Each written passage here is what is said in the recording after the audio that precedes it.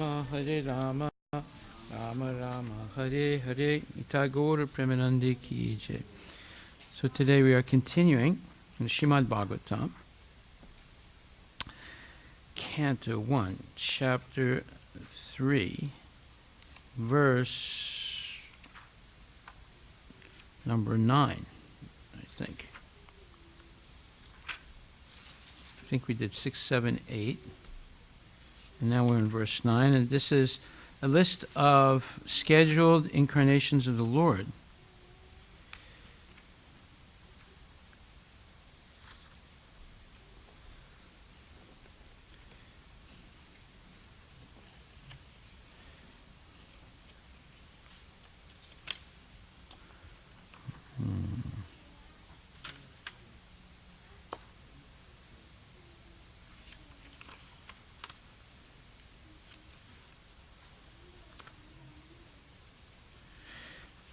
Yeah, we finished Narada Muni, and now we are on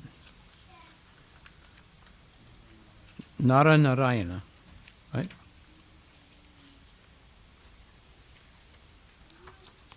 So in the fourth incarnation, or scheduled incarnation of the Supreme Personality of Godhead,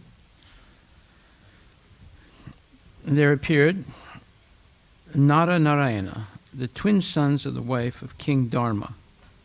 Thus, they took severe and exemplary penances, or they undertook severe and exemplary penances to control the senses. So whenever the Lord comes,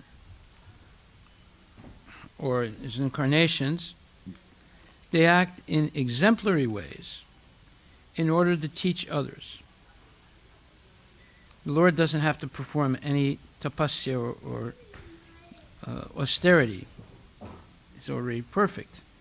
But he'll do that in order to help others understand how to act properly for self-realization. And Krishna says in the third chapter of Bhagavad Gita, 16th verse, Evam pavartitam chakram Nanuvartayata yaha agayur indriya ramo mogam parta sajivati. The third chapter, 16th verse of Bhagavad Gita, he says, my dear Arjuna, one who does not follow in human life the cycle of sacrifice, thus established by the Vedas, certainly leads a life full of sin. Living only for the satisfaction of senses, such a person lives in vain. And then it says, verse 17, third chapter, verse 17, but for one who takes pleasure in the self, whose human life is one of self-realization, and who is satisfied in the self alone, or only, fully satiated, for him there is no duty. And then next verse 18 he says, a self-realized man has no purpose to fulfill in the discharge of his prescribed duties. That means he has no personal motive for sense gratification. Nor has he any reason not to perform such work, nor has he any need to depend on any other living being. Purport by Srila Prabhupada. A self-realized man is no longer obliged to perform any prescribed duty, save and except activities in Krishna consciousness. Krishna consciousness is not inactivity either, as will be explained in the following verses. A Krishna conscious man does not take shelter of any person, man or demigod. Whatever he does in Krishna consciousness is sufficient in the discharge of his obligation. And then it says, Tasmat asakta satatam karyam karma samachara. Ashakto hi acharan karma param apnoti purushaha. Therefore, Arjuna, without being attached to the fruits of activities, one should act as a matter of duty, for by working without attachment, one attains the Supreme. So, several things are emphasized in these verses. First and foremost is that the purpose of life is to understand our relationship with Krishna. That means you have to understand yourself and you have to understand Krishna, and you have to understand what your duty is to Krishna. That's the purpose of life. And our life is not meant for sense gratification. Kamasinendriya priti, Kamasinendriya priti. Let's see, 1 second. It says,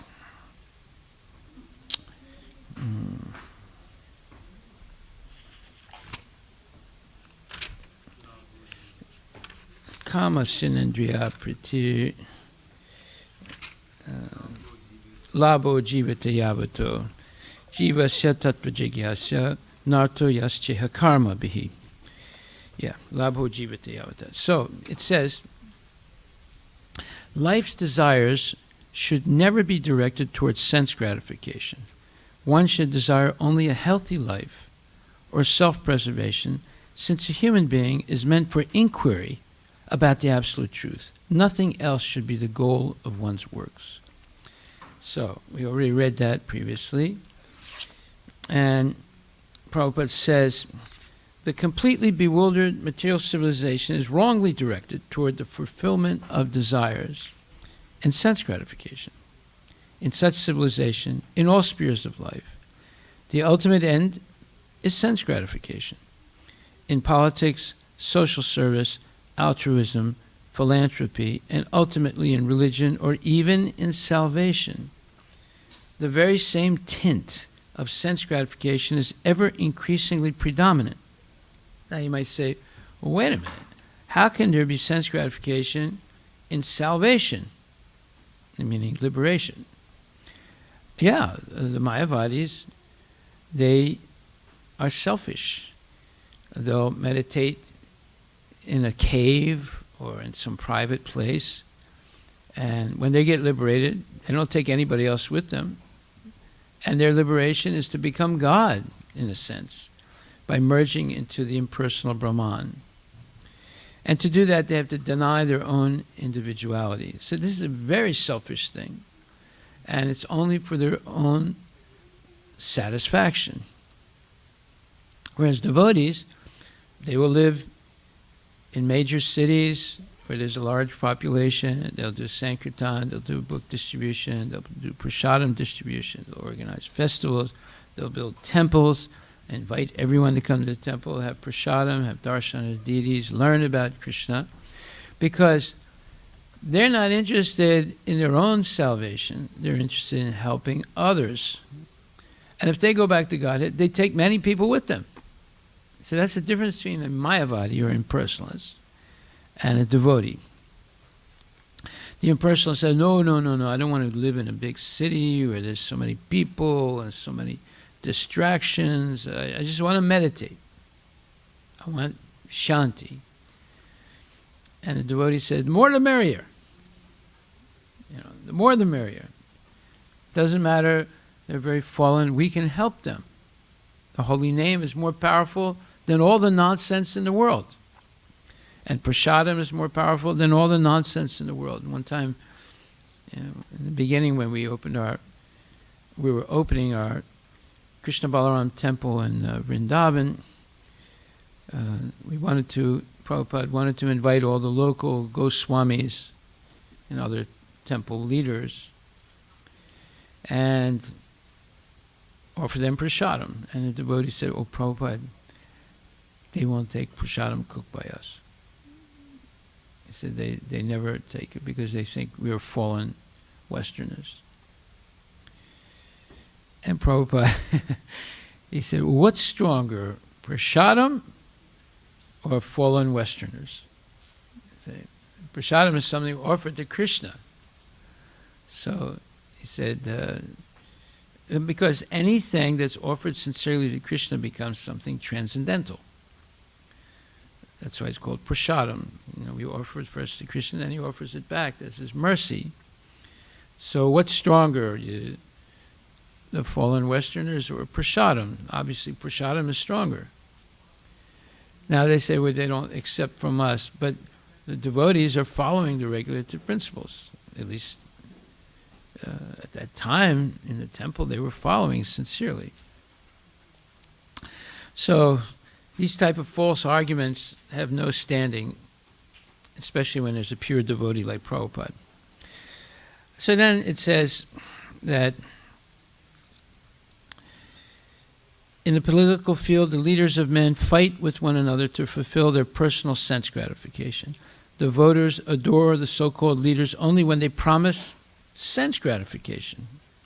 It's like we're hearing now, this election cycle, all the Democrats, all the Republicans running for office, they're promising things.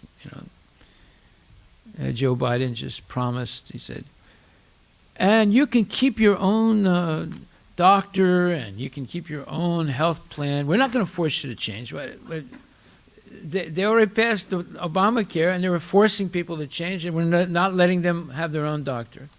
And he's making the same promise that Obama made that he broke, that he and Obama broke, because he was vice president at the time. So, they just promise anything, and this other one is promising, eliminate all college debt. All the students that have, I think it's over $1.5 trillion. He's saying we're going to eliminate the whole debt, right? And then another one saying we're going to have free health care for everyone, including illegal immigrants. And we're going to pay also for their college education. I mean, they're going to do more for the illegal immigrants than they do for the citizens of the country. So, I mean, how are they going to do all this, right? And so forth. I mean, they just promise things and people say, yay, more sense gratification for us. And they never keep their promises. They never really keep them. They maybe 10% of the promises they keep. Is it the same in India? Now they're promising people you don't have to work in India. We're going to give you money. Yeah. No. They're in India now. The Indians learn from the Chinese. Chennai. Oh, Chennai. Yeah, well, the rest of India learned from the Tamilians. Yeah. Yeah, they're promising, you don't have to work anymore. We're going to give you a stipend. You can just stay at home and, drink more liquor and smoke more cigarettes and so forth. Yeah, so even those who are on the path of salvation desire to become one with the absolute truth and desire to commit spiritual suicide for sense gratification. Yeah, they want to become God. But the Bhagavatam says that one should not live for sense gratification. One should satisfy the senses only in so much as required for self-preservation and not for sense gratification. So what is the difference between self-preservation and sense gratification? Well, let's say your stomach can only hold 2 rotis, but every day you eat 6 rotis. Right? So that the 4 rotis are sense gratification. You don't really need it. Let's say you can live on $60,000 a year, but you want to make $180,000 a year, right? So that extra money is for sense gratification, you see. And how do we know that? Well, when you were a student, were you living on $180,000 a year? No, you were living on maybe $3,000 a year when you were a student, right? You see, so all this is inflated sense gratification. The special toilet, the special cell phone, the special car, the special this, the special that, and it always increases. And for what? For sense gratification. Someone said, no, it's to go to work more easily and to come back. And you can justify it any way you want, but actually a person doesn't need a lot of things to live. It just depends on what your purpose is in life. If the purpose is sense gratification, then you need a lot of things. If the purpose is self-realization, you don't need a lot of things. One should satisfy the senses only in so much as required for self-preservation and not for sense gratification. This is what everyone has to think about. What is my minimum for self-preservation. And beyond that, it's basically sense gratification. So I should not complicate my life by going beyond what is necessary for self-preservation. Because the body is made of senses, which also require a certain amount of satisfaction, there are regulative directions for satisfaction of such senses. But the senses are not meant for unrestricted enjoyment. For example, marriage or the combination of a man with a woman is necessary for progeny, for children, but it is not meant for sense enjoyment. In the absence of voluntary restraint, there is propaganda for family planning. But foolish men do not know that family planning is automatically executed as soon as there is a search after the absolute truth.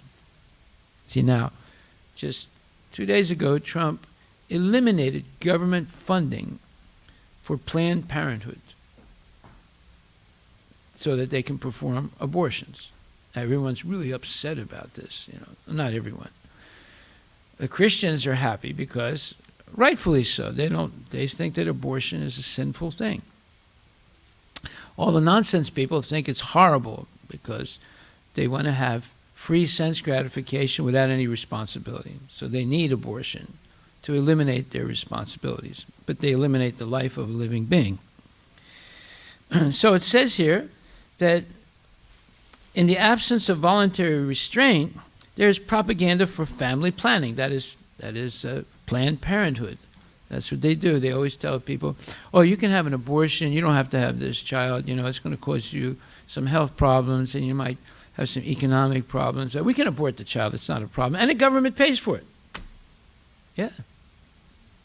That's stopped now. Trump stopped it. That's why people don't like him. Because he's, knowingly or unknowingly, trying to protect some aspect of Dharma. It doesn't mean he's doing it 100%, but even if he does it 1%, it's still better than, because people collect taxes from you and me, and they give some of that to Planned Parenthood to kill little kids. So that means we're all sharing in that sin.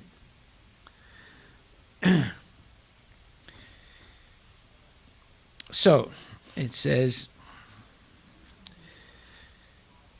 but that family planning is automatically executed as soon as there is search for the absolute truth.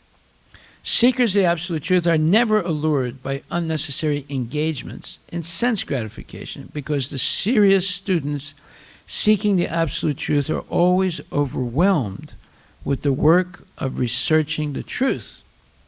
Now, this is what we should aspire for, becoming overwhelmed with the search for seeking the absolute truth. In every sphere of life, therefore, the ultimate end must be seeking after the absolute truth, and that sort of engagement will make one happy, because he or she will be less engaged in varieties of sense gratification. And what that absolute truth is explained as follows. So this is why we're reading the Bhagavad Gita, and the Srimad Bhagavatam explains what the absolute truth is. So this was the purpose of the Nara Narayana incarnation. Nara is considered Arjuna, and Narayana, of course, is Krishna. And in the purport, Prabhupada says, as King Rishabha advised his sons, tapasya, or voluntary acceptance of penance for realization of the transcendence, is the only duty of the human being. It was so done by the Lord himself in an exemplary manner to teach us. So, the Lord himself will act in an exemplary manner to teach us. He doesn't have to be a sannyasi or a yogi or anything. He doesn't have to do tapasya. He's already self-realized. But he does this in order to help others. He says, there is no work prescribed for me within the 3 planetary systems, nor am I in want of anything, nor have I a need to obtain anything, and yet I am engaged in prescribed duties. This is 3rd chapter, verse number 22. And in verse 23, he says, for if I failed to engage in carefully performing prescribed duties, O Arjuna, certainly all men would follow my path. And Prabhupada explains, in order to keep the balance of social tranquility for progress in spiritual life, there are traditional family usages meant for every civilized man. Although such rules and regulations are for the conditioned souls and not Lord Krishna, because he descended to establish the principles of religion, he followed the prescribed rules. Otherwise, common men would follow in his footsteps, because he is the greatest authority. From the Srimad Bhagavatam, it is understood that Lord Krishna was performing all the religious duties at home and out of home as required by a householder. Yes, so when he was in Dwarka, he was performing all the duties of a serious and sincere householder. He would wake up early every day before, in the Brahma Muhurta, before the rising of the sun, and he would engage in spiritual activities, and so forth. He was doing everything in an exemplary way. And then he says, if I did not perform prescribed duties, all these worlds would be put to ruination. I would be the cause of creating unwanted population, and I would thereby destroy the peace of all living beings. So, if we don't follow the regulative principles, although in initiation we promise that we will, you'll notice something. You don't have any time for nonsense. You have to wake up early every day. You have to go to sleep early. You have to work honestly. You have to take care of all your material duties, and you have to chant your rounds, which takes at least an hour and a half to chant all our rounds. And you have to offer your food, and you have to fast on fast days. The number of fast days that we fast is over 31 a year.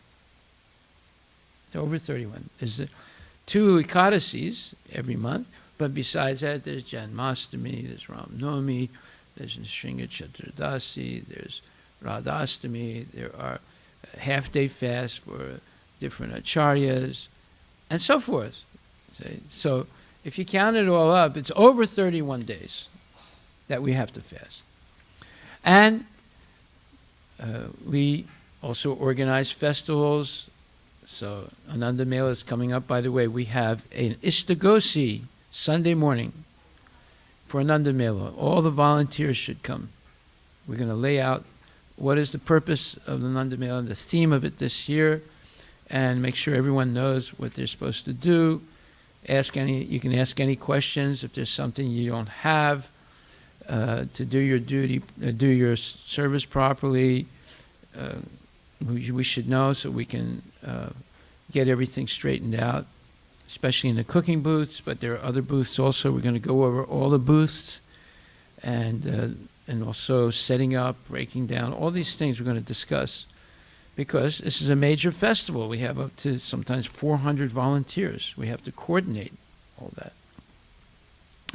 So if you follow all the rules and regulations, you don't have time for sense gratification. You always have something that you have to do either at work or for Krishna. Say. And that's the way life should be. And eventually, as your material responsibilities start to abate, go down, kids go to school, they go to college, and they graduate college, then they get married, then they're no longer at home. And then it's just husband and wife together. So there's no need. Just like I asked one devotee the other day, I said, Prabhu, why don't you retire? I mean, you how old are you? He said, oh, I'm 60, I think he said 66. I said, why don't you retire? I said, you've been working all these years. He works for a big company and obviously has a lot of money. And I said, you should retire, sell your house. His house is far away from here. and get a condo, because it's only you and your wife. Your kids are already married. They've been married for the last 5 years, right? And condo right next to the temple, and instead of spending time worshiping your deities, you can come and worship deities here, and you can spend the whole day doing service, you and your wife. It'll make you healthy and happy. He said, no, I have to work till I'm 70. I said, what? Why do you have to work till you're 70? Well, I just feel like doing it. I think I should do that. I said, look, I retired when I was 62. Why do you have to work till you're 70? Is it only because you want to make more money when you retire? I said, your house is worth money. You paid your house off already. You can buy an apartment here that's less than what you're going to get for your house. And you've been saving money your whole life. You've been working this big company for at least 35 years, right? Your 401k must be really big. And no, I have to work. And you see, this is nonsense. Why does he have to work? Why can't he quit his job? He said, well, I might be laid off, because my company's having problems. I said, but why do you have to wait to be laid off? Why don't you resign and take your retirement? So you'll make. I'm sure you're going to get a lot of money for your retirement, and you probably have it saved up. You have your 401k and so forth. No, he's not going to do it. And he's initiated devotee. So you see, it doesn't mean anything that we have a philosophy so exalted as this if a person doesn't accept it. How does he know he's going to live to be 70 years old? He could have an accident or he could die. He's not in good health anyway. So we have to understand, what is the purpose of life? The purpose of life is not to work till you're 70. Prabhupada retired when he was 59. I retired when I was, how old was I? Well, I came to America when I was 47. I sold my business. I basically retired then. And then I started again, but that was to build a business for my kids. And I took my retirement at 62. Okay, you get a little less money when you take your retirement at 62. But what if you wait till 70 and you die when you're 68? Right? If you count all the money I've gotten from the government, it's not much. It's only $1,000. It started at $800. Now it's over $1,000. But I've been getting it since 1960 to I think it was 2006 or 7. I've been getting it. So you see, we got to make a decision. Are we going to follow the rules or not? Right. Are we going to actually believe that the goal is self-realization and going back to Godhead or not? And we have to plan our life. Husband and wife have to make a plan that, okay, as soon as the kids are out of the house, they're settled, they're married, they have good jobs. Now what is my duty? My duty is to downsize significantly. And obviously live in a place where you can do service all the time. You don't have to live in a temple, but you can live next to a temple. And what's the purpose of living next to a temple? It's to engage as much as possible in devotional service. I know some people, they used to live far away from the temple. They purposely bought a house across the street from the temple. They used to come more when they lived far away. They used to come more to the temple when they lived far away. It's only when they moved close that they stopped, not stop, but come very seldom to the temple. You see. So what was the purpose for moving near the temple? It was to be able to come in a more regular way, right? So, we have to figure out, what are we doing here? What is our purpose in life? Initiation means the purpose is to downsize intelligently and gradually so that eventually you're not doing anything else but devotional service. Okay. So Krishna says, if I did not perform prescribed duties, all these worlds would be put to ruination. I would be the cause of creating unwanted population. I would thereby destroy the peace of all living beings. So this is what basically Krishna did as Nara Narayana also. He gave an example. What was the example? The same example as Rishabhadev, who we're going to discuss in a minute because he's in this list also. Basically, that acceptance of penance or tapasya for self-realization, for realization of the transcendence, is the only duty of the human being. It was so done by the Lord himself in an exemplary manner to teach us.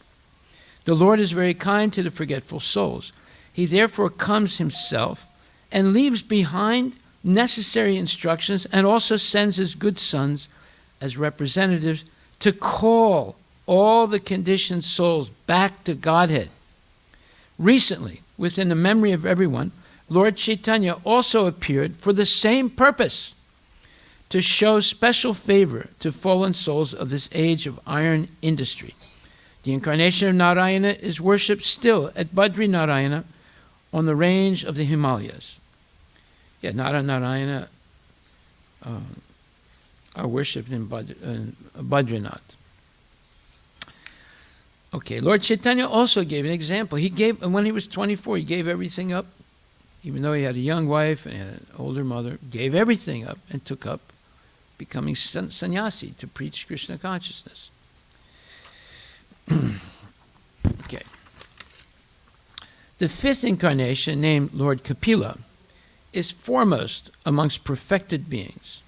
He gave an exposition of the creative elements and metaphysics to Asuri Brahmana, for in course of time this knowledge had been lost.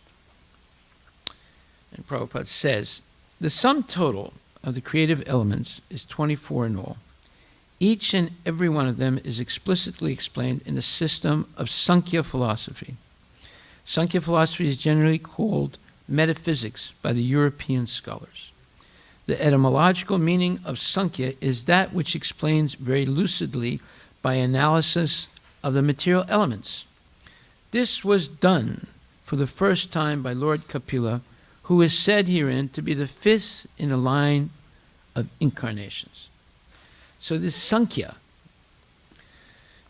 Sankhya is also explained, Sankhya Yoga is also explained in the Bhagavad Gita in the second chapter. But the Sankhya explained in the second chapter is a little bit different than the Sankhya explained by Kapila Deva. But it has the same goal, to understand Krishna. However, unfortunately, the Sankhya Yoga explained today is that which was propounded by the false Kapila Deva. And it doesn't have the same goal as the real Kapila Deva, nor as what Krishna explains to Arjuna in the second chapter up to the 39th verse. Why? Well, because that's the nature of Kali Yuga. You have so many cheaters, liars, low-class people that imitate, that purposely take birth in Kali Yuga and purposely may join the ISKCON movement or other spiritual movements in order to destroy Sanatana Dharma, to destroy it. They're demons. So this false Kapila was one of them. He took the name Kapila. He spoke Sankhya philosophy. But if you follow his Sankhya philosophy, you don't become Krishna conscious. It sounds like the same thing, but it's not. What did the false Kapila Deva leave out? Well, you see here Prabhupada said that the sum total of the creative elements is 24 in all.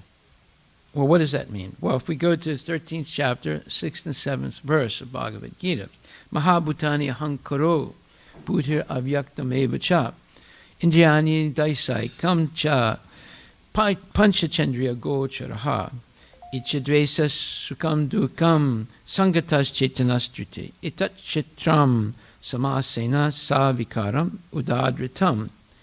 So it says that there are 5 great elements. They're called the Mahabhutas: earth, water, fire, air, ether.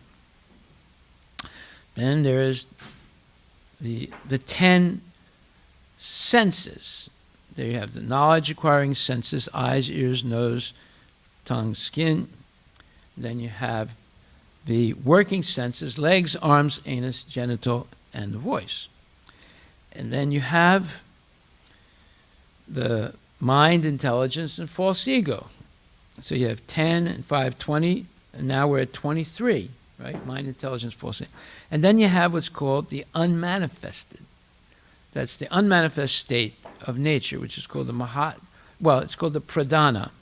When the time factor and the modes of material nature become active, it becomes the mahat-tattva. So that's 24 elements. But wait a minute. There's more than 24 elements. Like if you look at your body, there's more than these 24 elements. What's more? Soul and supersoul. So there's actually 25 and 26 fundamental elements, or fundamental, let's say, composites or ingredients that make up the body. It's not just 24. So the false Kapila Devi stops at 24. And guess what? That's what all the scientists stop at. They don't think there's anything behind these 24. All the atheists, the scientists, the psychologists, the psychos, that's what they think too. There's only 24. I know there's 25, the Jiva Atma, and 26 is Paramatma. So, therefore, now, what's the purpose of Sankhya Yoga? Why is it so technical? It's very technical, right? Well, because it teaches us to analyze things very carefully and quantify that analysis. And as you do that, eventually you lose attraction. Like, for example, let us quantify someone. Let's quantify Harivala. So we'll take Harivala, tie him up, and put him on a surgical table. Now, Harivala, like now, if you look at him, he's nicely dressed like a South Indian Brahmin. He's a handsome guy. He's got a nice smile. And you think, wow, he's a wholesome person. Jai Shri Radha Nilamadava Ki Jai.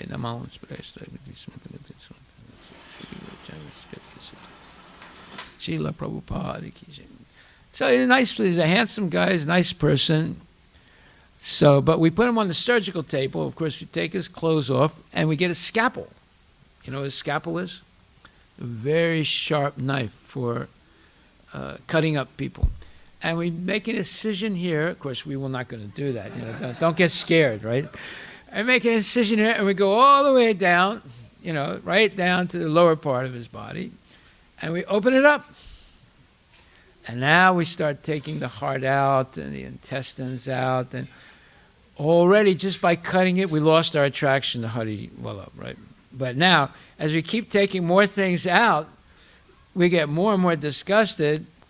And then it gets to be too much, we don't even want to look anymore. That's Sankhya Yoga. When you analyze things down to the fundamental elements, at a certain point you lose your attraction to it. Right now we're attracted because he's a handsome guy, dressed nicely, and he speaks nicely and everything. But as soon as you begin to dissect him, at a certain point you lose all attraction. That is what Sankhya is. It's to teach us to lose attraction to everything material. But if you study Kapila's, false Kapila's philosophy, you only get disgusted. There's nothing good to discover in the 24 elements. But if you study real Sankhya, as explained by the real Kapila Dev, you discover the Jiva and you discover Paramatma. And that is the real person. The Jiva is the real person, and the real purpose of life is to understand, for the Jiva to understand his or her relationship with Krishna. That's real Sankhya. Okay, so it says here, yeah, that was the purport. It's only a very short purport.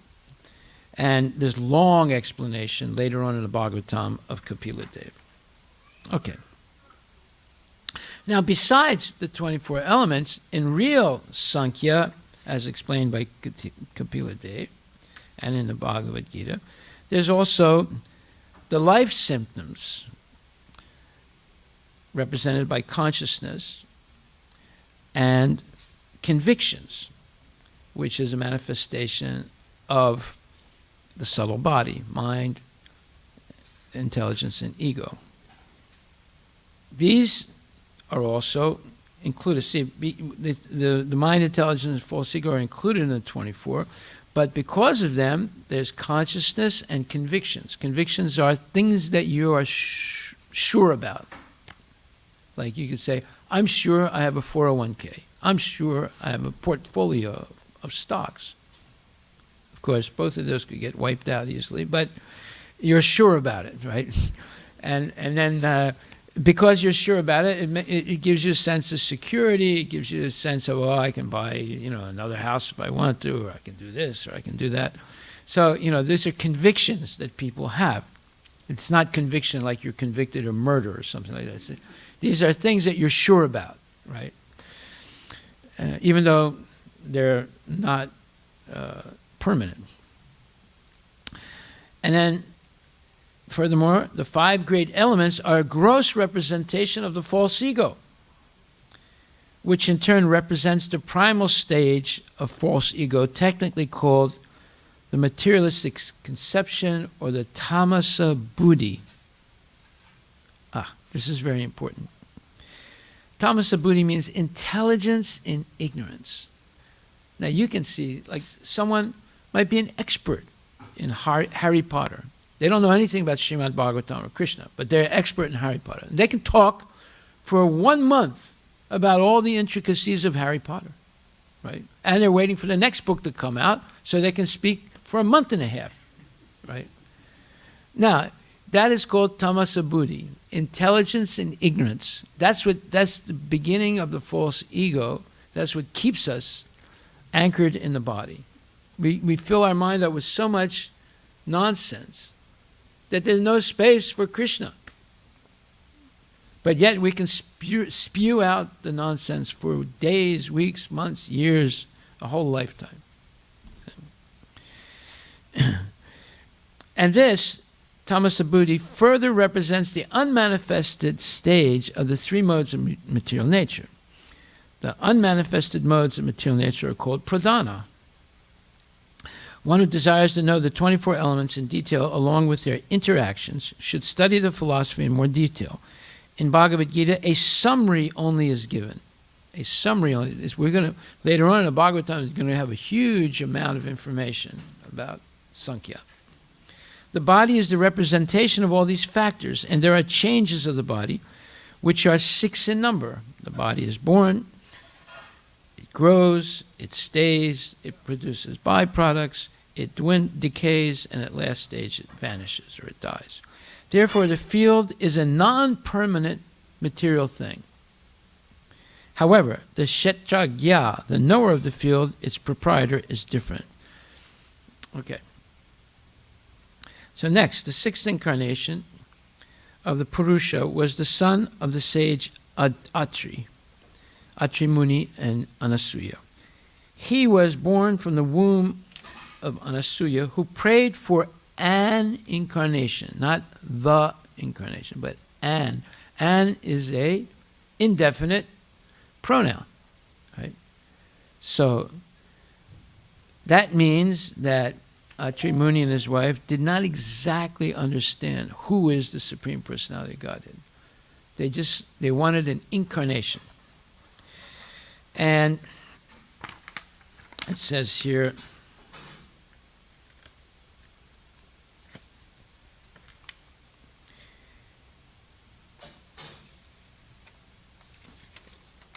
so this incarnation that came, he spoke on the subject of transcendence to Alarka, Prahlada, and others, such as Yadu and Haihaya, etc.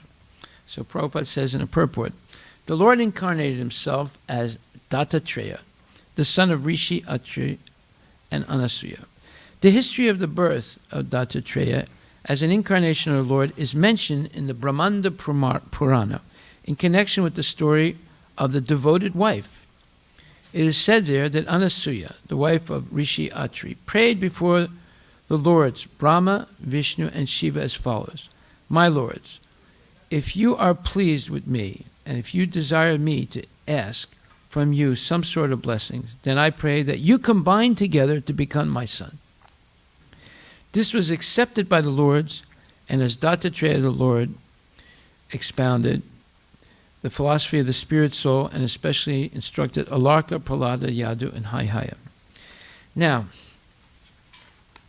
there's other explanation of this pastime.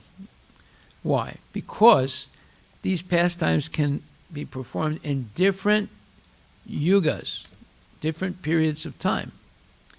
So, and they can differ from time to time. So, later on in the Bhagavatam, in 9th canto, 14th chapter, 3rd verse,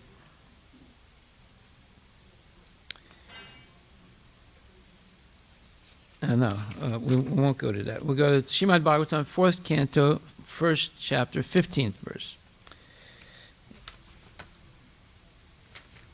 In every millennium, the pastime is not necessarily the same. It can be different. So there's 3 different pastimes of Atri Muni and Anasuya and the birth children. So 4.1.15 says, Anasuya, the wife of Atri Muni, gave birth to 3 very famous sons, Soma, Dattatreya, and Durvasa, who were partial representations of Lord Vishnu, Lord Shiva, and Lord Brahma. Soma was a partial representation of Lord Brahma. Dattatreya was a partial representation of Lord Vishnu, and Durvasa was a partial representation of Lord Shiva. And the purport says, in this verse, we find the words Atma Isha Brahma Sambhavan. Atma means the supersoul or Vishnu. Isha means Lord Shiva, and Brahma means the four-headed Lord Brahma. The 3 sons, see, it's very interesting why it says that Atma means the supersoul, that's Shirodakshay, Vishnu, right? And Isha means Shiva. Now, Isha means controller or proprietor, right? So, there are many Ishas, but there's only one supersoul. Right? So, Lord Shiva is an Isha in a certain reference frame. Lord Brahma is an Isha in a certain reference frame. Chandra is an Isha in a certain reference frame. So there are many Ishas. But there's only one Supreme Personality of Godhead. Now, as far as Supersoul, there are billions of expansions of Shirodakshay Vishnu. But Brahma, Vishnu, and Shiva, they all have different functions, right? So let's read on. The 3 sons born of Anasuya, Dattatreya, Durvasa, and Soma, were born as partial representations of these 3 demigods. Atma is not in the category of the demigods or living entities because he is Vishnu. Therefore, he is described as Vibhinansa Bhutanam. The supersoul Vishnu is the seed-giving father of all living entities, including Brahma and Lord Shiva. Another meaning of the word Atma may be accepted in this way. The principle who is the supersoul in every Atma, or one may say the soul of everyone, became manifested as Dattatreya because the word Amsa, part and parcel, is used here. In Bhagavad Gita, individual souls are also described as parts of the Supreme Personality of Godhead, or Supersoul. So why not accept that Dattatreya was one of those parts? Lord Shiva and Lord Brahma are also described here as parts. So why not accept all of them as ordinary individual souls? You see, Prabhupada's bringing up a really important question here. See? Yeah, because today people say, Guru Brahma, Guru Shiva, Guru Vishnu, they're all one. You can worship anyone. They're all gods. They're all equal. Let's see, Prabhupada is going to defeat it now. He says, the question is, Lord Shiva and Lord Brahma are also described here as parts. So why not accept all of them as ordinary individual souls? The answer is that the manifestations of Vishnu and those of the ordinary living entities are certainly all parts and parcels of the Supreme Lord, and no one is equal to him. But among the parts and parcels, there are different categories. In the Varaha Purana, it is nicely explained that some of the parts are Svamsa and some are Vibhimnansa. Vibhimnansa parts are called Jivas, and Svamsa parts are in the Vishnu category. In the Jiva category, the Vibhimnansa parts and parcels are also gradations. There are also gradations amongst them. That is explained in the Vishnu Purana, where it is clearly stated that the individual parts and parcels of the Supreme Lord are subject to being covered by the external energy called illusion or Maya. Such individual parts and parcels, who can travel to any part of the Lord's creation, are called Sarvagata and are suffering the pangs of material existence. They are proportionately freed from the coverings of ignorance under material existence according to different levels of work and under different influences of the modes of material nature. For example, the sufferings of jivas, situated in mode of goodness, are less than those or sufferings of jivas situated in the mode of ignorance. Pure Krishna consciousness, however, is the birthright of all living entities because every living entity is part and parcel of the Supreme Lord. The consciousness of the Lord is also in the part and parcel, and according to the proportion to which that consciousness is cleared of material dirt, the living entities are differently situated. In the Vedanta Sutra, the living entities of different gradations are compared to candles or lamps with different candle power. For example, some electric bulbs have the power of 1,000 candles. Some have the power of 500 candles. Some have the power of 100 candles. Some 50 candles, etc. But all electric bulbs have light. Light is present in every bulb, but the gradations of light are different. Similarly, there are gradations of Brahman, or the Absolute Truth. The Vishnu Svamsa expansions of the Supreme Lord are different Vishnu forms, in different Vishnu forms are like lamps. Lord Shiva is also like a lamp, and the supreme candle power, or the 100% light, is Krishna. The Vishnu Tattva has 94%. The Shiva Tattva is 84%. Lord Brahma has 78%, and the living entities are also like Brahma, but in the conditioned state, their power is still more dim. There are gradations of Brahman, and no one can deny this fact. Therefore, the words Atmesha Brahma Sambhavan indicate that Dattatreya was directly part and parcel of Vishnu, whereas Durvasa and Soma were parts and parcels of Lord Shiva and Lord Brahma. In other words, they're not equal. Okay. So here Prabhupada has explained very nicely the difference between Lord Vishnu, Lord Shiva, and Lord Brahma, and Dattatreya, and Soma, and Durvasa. Okay. Huh? Yeah, it's in the Nectar of Devotion. It's here in the Srimad Bhagavatam. Yeah, it's in several places. It's not just here. Okay. So, therefore, it's possible that Lord Shiva is slightly influenced by the mode of ignorance. It's possible that Lord Brahma is slightly influenced by the mode of passion. But Lord Vishnu is not influenced by goodness, passion, or ignorance. He's transcendental. Now, in life, we see there's gradations also. You know, somebody is a PhD, somebody is a taxi driver who never graduated college. That doesn't mean they're not human beings. That doesn't mean they don't have a soul, and the soul is eternal, has the potential of being transcendental and eternal. They all have the same potential, but they might not have the same qualifications for reaching that potential.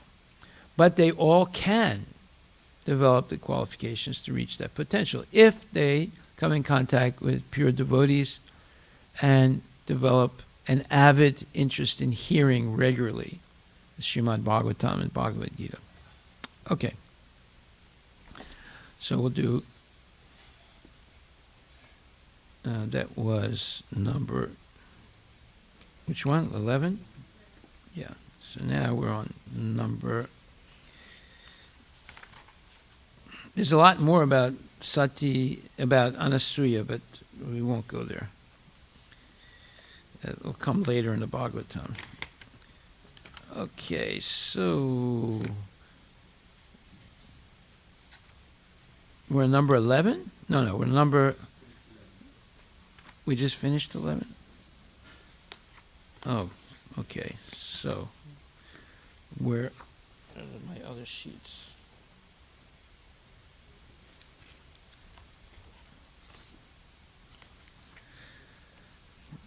Okay, the 8th incarnation was King Rishabhadev. Oh, no, wait a minute, we did that. Right?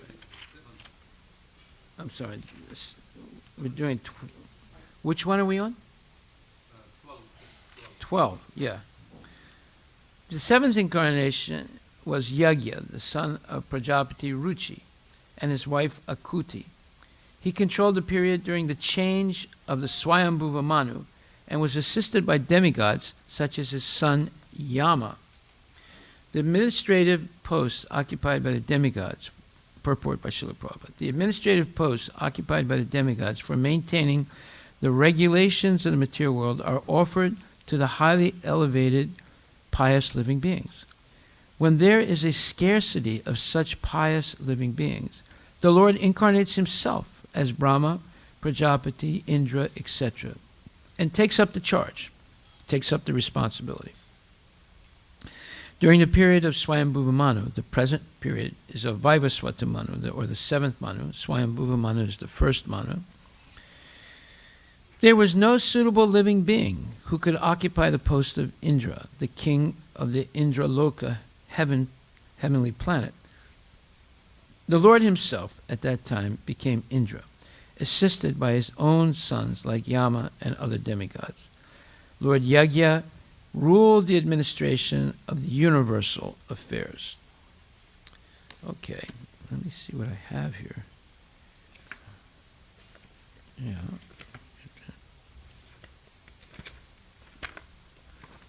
And here, 9, 10.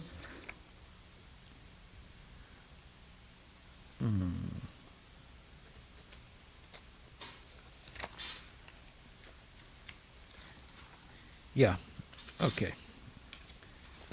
So I don't have any more to say about him. So then the next one, the 8th incarnation was King Rishabhadev, son of King Nabi and his wife, Merudevi. In this incarnation, the Lord showed the path of perfection, which is followed by those who have fully controlled their senses and who are honored by all orders of life. So Rishabhadev is a very interesting incarnation of the Lord.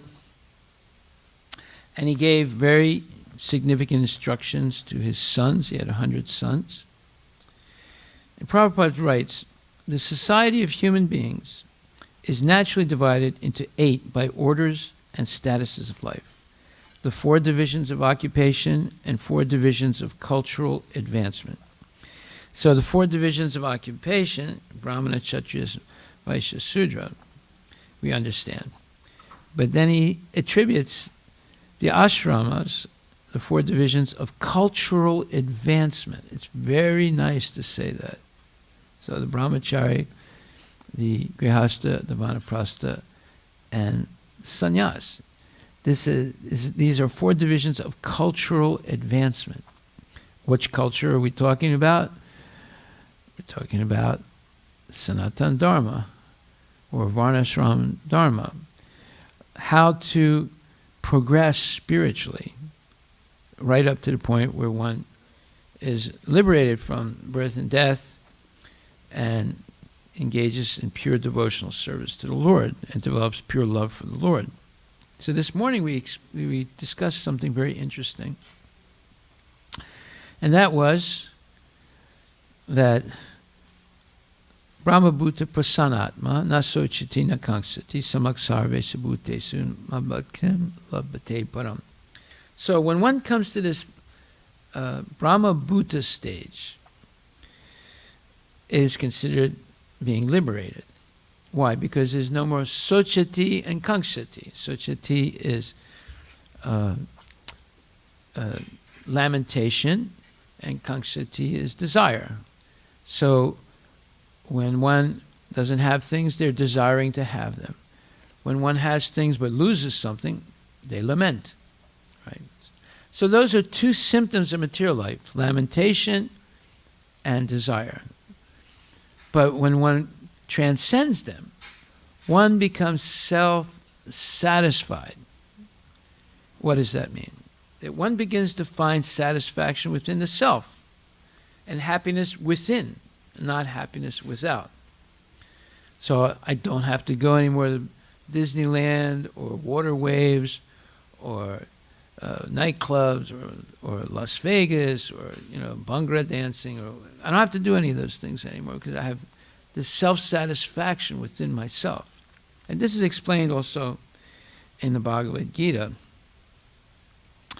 in the 5th chapter in a very nice way, where it says, the yogis, abandoning attachment, act with body, mind, intelligence, and even with the senses, only for the purpose of purification. And this is also explained in Rupa Goswami and Bhakti Rasamrita Sindhu. Iha yasya harir dasya karmana manasajira akilasvapi vasta sujivan mukta sa uchyate.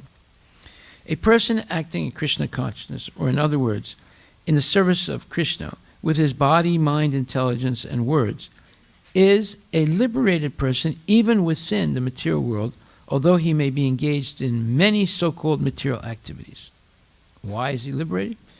He has no false ego, and he does not believe that he is this material body or that he possesses the body. He knows that he is not this body and that this body does not belong to him. His body and he himself belongs to Krishna, and the body too belongs to Krishna. When he applies everything produced of the body, mind, intelligence, words, life, wealth, etc., whatever he may have within his possession to Krishna's service, he is at once dovetailed with the Lord. He is one with the Lord and is devoid of the false ego that leads one to believe that he is the body, etc. This is the perfect stage of Krishna consciousness. So, now we see that there's two different concepts of oneness. The Mayavadi believes in merging into the effulgence called Brahmajyoti, and they insist that there's nothing beyond that. And someone that's a little bit more advanced, but is still an impersonalist, like Sisupala, he denied that Krishna was God. But his mind was always fixed on Krishna. So he was a little different than Ravana and Hiranyakashipu, Hiranyaksha. They didn't think Krishna was God. They thought he was an ordinary person. But Sisupala, he knew Krishna was God, but he disliked him. And he would insult him and so forth. So he also, when Krishna killed him, he also merged, but not into the Brahmajyoti, into the body of Krishna. It's another type of merging. It's still impersonal because that can only happen if you have an inimical feeling about Krishna. But at least Sisupala, he knew Krishna was extraordinary. He didn't think he was just an ordinary man. But he didn't like him. But because he was meditating on him all the time in an unfavorable way, but he was meditating on him all the time. When Krishna killed him, he merged into his body. Okay. But when we are convinced that everything we so-called have actually belongs to Krishna, and we use everything properly in Krishna's service, that's called Krishna consciousness. And a person who does that, according to Bhakti Rasamrita Sindhu, they're actually a liberated person in this world, even though they might be engaged in what may appear to be materialistic activities, such as working and so forth, but still they are transcendently situated because they're not attracted to the material nature for sense gratification. They know it doesn't belong to them, and it can never belong to them. They know who it belongs to. It belongs to Krishna, and therefore it should all be used in Krishna's service. Then it says, and this is a very nice verse also in 5th canto, chapter 12th verse, Yukta karma phalam tyakva santim apnodpi naistikim ayukta kama karina phale sakto nibadyate. The steadily devoted soul attains unadulterated peace, shanti, because he offers the result of all activities to me, whereas a person who is not in union with the divine, who is greedy for the fruits of his labor, becomes entangled. This is an extremely important verse because this can happen to anyone, even the devotees. Prabhupada says the difference between a person in Krishna consciousness and a person in bodily consciousness is that the former is attached to Krishna, whereas the latter is attached to the results of his activities. The person who is attached to Krishna and works for him only is certainly a liberated person, and he has no anxiety over the results of his work. In the Bhagavatam, the cause of anxiety over the result of an activity is explained as being functioning in the conception of duality, that is, without knowledge of the absolute truth. So, if we're not sure that Krishna is God, if we just take it theoretically but not practically, then we are troubled by duality. What is a duality? This thing I'll do for Krishna, but this other thing is for me. That's duality, you see. It's not that everything is for Krishna. You reserve a certain area where this is for me. Okay? And as long as one has that mentality, they get entangled. If you lose that mentality and you think everything for Krishna, and I have to learn how to properly serve and offer everything to Krishna from my gurus, then you don't get entangled. But if you say, well, 75% is for Krishna, but there's 25%, that's for me and my family or whatever, my relatives or my nation or my compadres, whatever. That means the person is still entangled. And that causes anxiety because one is functioning in this conception of duality. That is, without knowledge of the absolute truth. The absolute truth is Krishna. And everything belongs to him, including my body and my senses. Then there's no duality. But if you think, oh, let's wait a minute here, I'm not going to, I'm not going 100%. I'm not a fanatic. I'm not going to be 100% for Krishna. I mean, I'll do 75% or 50% or 25% or 1%, but I'm not going to do 100%. Then there won't be anything for me. So that type of mentality causes anxiety, and one is working in duality. All that exists is a product of Krishna's energy, and Krishna is all good. Therefore, activities in Krishna consciousness are on the absolute plane. They are transcendental and have no material effect. One is therefore filled with peace in Krishna consciousness. But one who is entangled in profit calculation for sense gratification cannot have that peace. This is the secret of Krishna consciousness. Realization that there's no existence besides Krishna is the platform of peace and fearlessness. Peace and fearlessness. That's why Prabhupada's name was Abhaya Charanaravinda, right? Because even when he was not initiated yet, still his father gave him that name. Why? Because if one is Charanaravinda, surrendered to the lotus feet of Krishna, then they can become Abhaya, fearless. Right? When the embodied living being controls his nature and mentally renounces all actions, he resides happily in the city of 9 gates, the material body, neither working nor causing work to be done. Now this requires a lot of explanation. I'm not going to explain all this, but I'm going to read one more thing in here that's very significant. It says,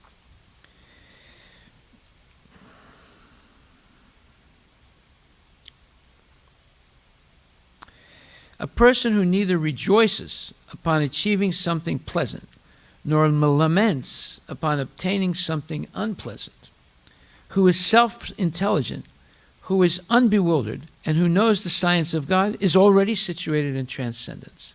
Such a liberated person is not attracted to material sense pleasure, but is always in trance, enjoying the pleasure within. Now, what is this pleasure within?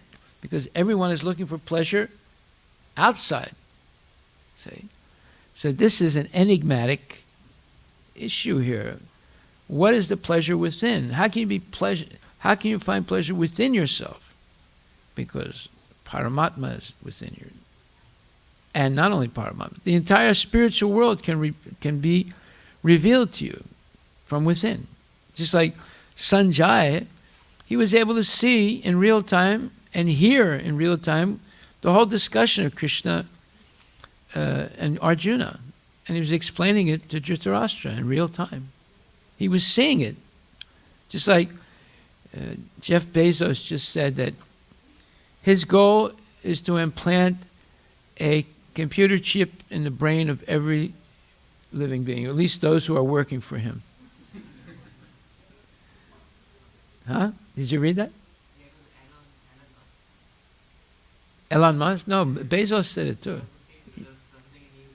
They all get together. They all have the same. They all have the same plan. Yeah.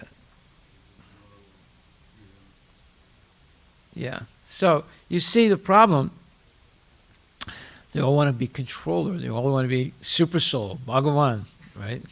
Know everything you're thinking and planning and doing. Yeah. So this pleasure within is discovering Paramatma. And not only Paramatma is also partial understanding, but you can graduate to Krishna himself and see his pastimes in real time in your heart, within. An intelligent person does not take part in the source.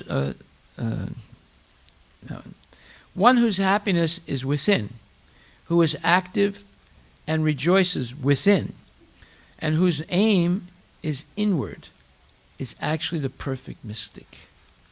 He is liberated in the Supreme, and ultimately he attains the Supreme. And Prabhupada writes, unless one is able to relish happiness from within, how can one retire from the external engagements meant for deriving superficial happiness, meaning outside happiness? A liberated person enjoys happiness by factual experience.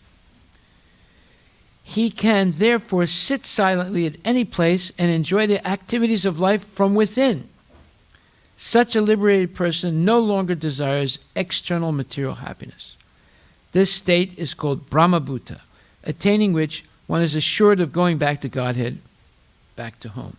Now, there's something above this Brahmabhuta, and that's what we discussed this morning, and I'll explain that and then we'll stop. This is in the Srimad Bhagavatam. That is, that above Brahmabhuta is what's called equality and equal vision. Now, it's a very interesting point.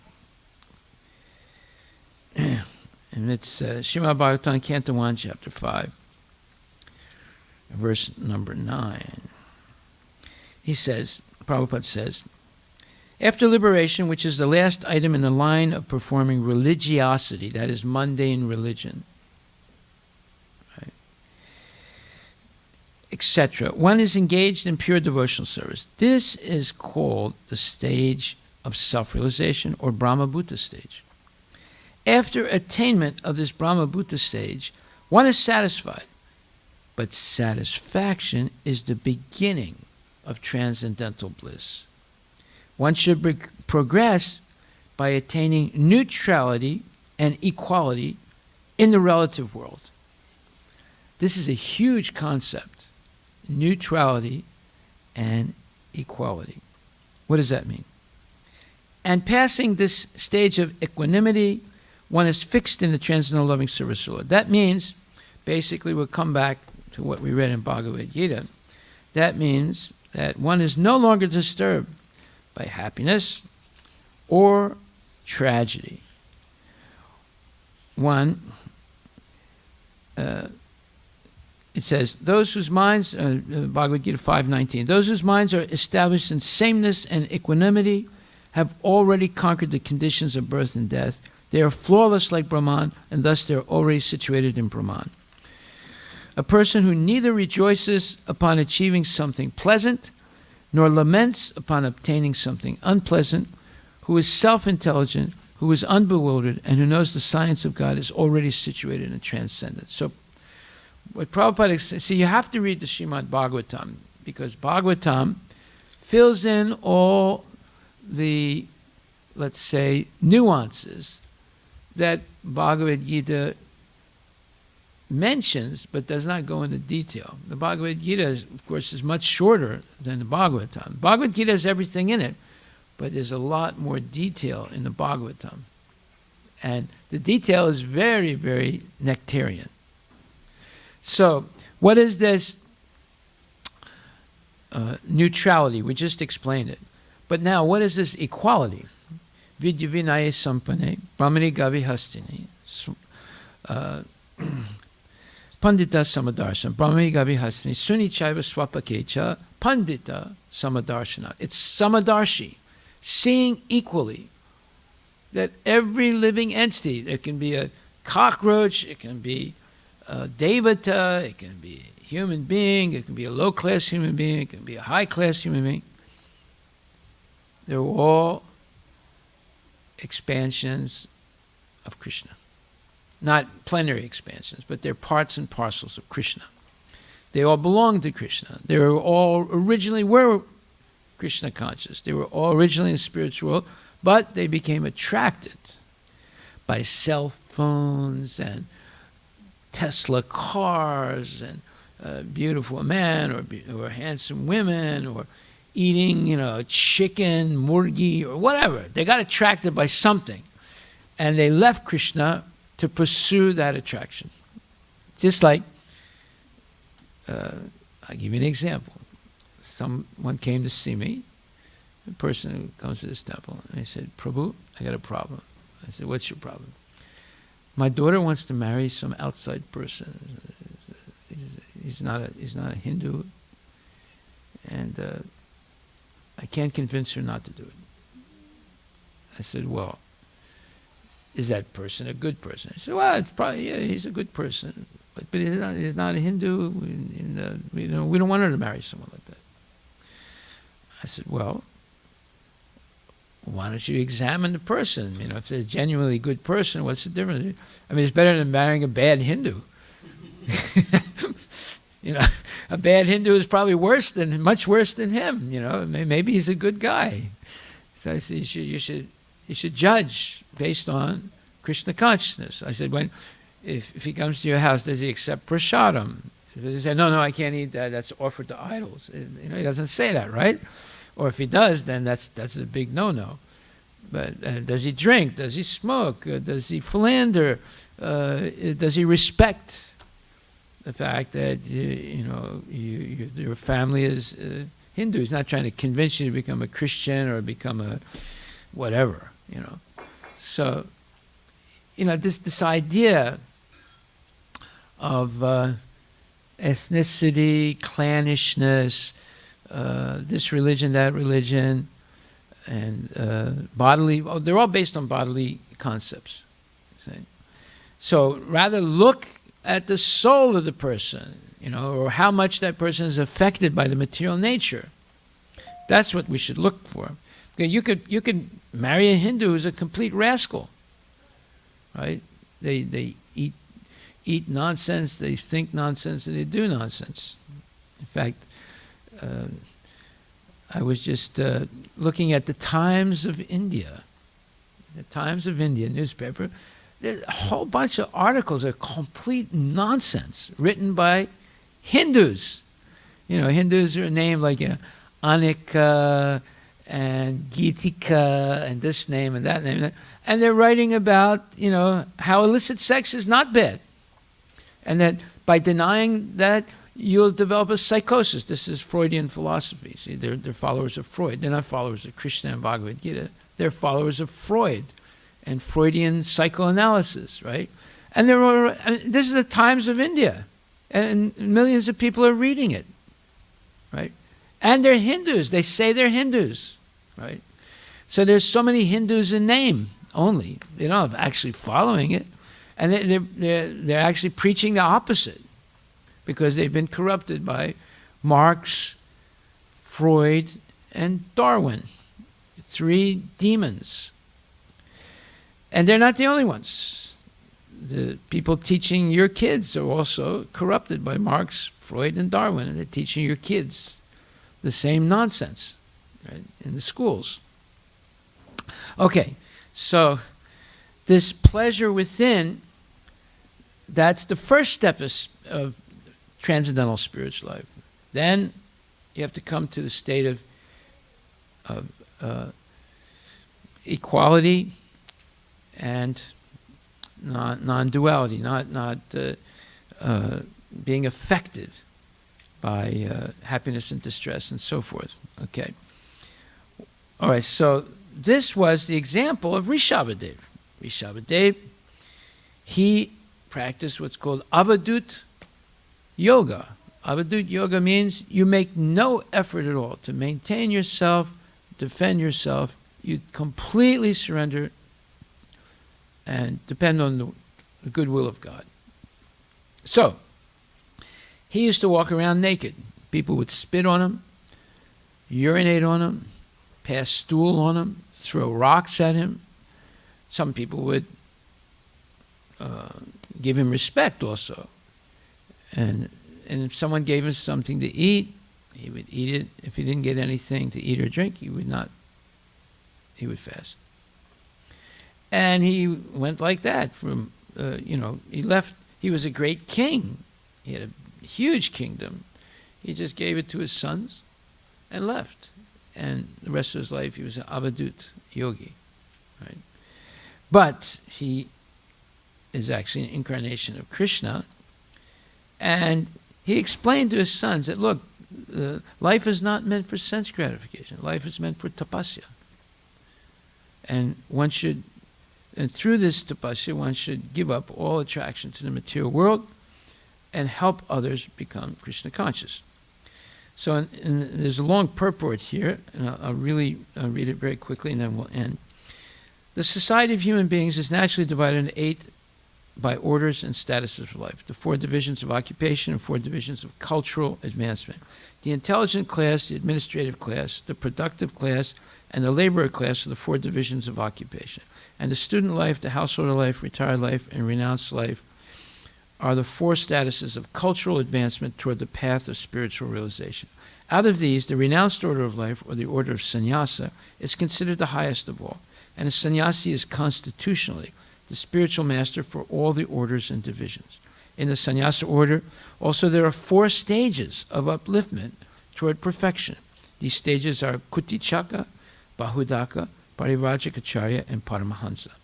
The Paramahansa stage of life is the highest stage of perfection. This order of life is respected by all others. Yeah. So therefore, when we say that Jayam Vishnupad Paramahansa Parivrajikacharya Astataras Sataras, we're saying the Prabhupada is Parivrajikacharya. He travels all over the world, and he's Paramahansa is in the transcendental highest state. Maharaj Rishabha, the son of King Nabi and Merudevi, was an incarnation of the Lord, and he instructed his sons to follow the path of perfection by tapasya, which sanctifies one's existence and enables one to attain the stage of spiritual happiness, which is eternal and ever increasing. Every living being is searching after happiness, but no one knows where eternal and unlimited happiness is obtainable. Foolish men seek after material sense pleasure as a substitute for real happiness, but such foolish men forget that temporary so-called happiness derived from sense pleasures is also enjoyed by the dogs and hogs. No animal, bird, or beast is bereft of this sense pleasure. In other words, when a dog sleeps in the street, he feels the same satisfaction as a man or woman sleeping in a very comfortable bed in a nice house. But the pleasure experienced is the same. Right? In every species of life, including the human form of life, such happiness is immensely obtainable. The human form of life, however, is not meant for such cheap happiness. The human life is meant for attaining eternal and unlimited happiness by spiritual realization. This spiritual realization is obtained by tapasya, or undergoing voluntarily the path of penance and abstinence from material pleasure. Those who have been trained for abstinence in material pleasures are called dhira, or men undisturbed by the senses. Only these dhiras can accept the orders of sannyasa, and they can gradually rise to the status of paramahansa, which is adored by all members of society. King Rishabhadev propagated this mission, and at the last stage, he became completely aloof from the material bodily needs, which is a rare stage, not to be imitated by foolish men, but to be worshipped by all. Srila Prabhupada ki jai, Gaura Premanandi Haribol. So we'll stop right there. If there are no questions, then we will adjourn.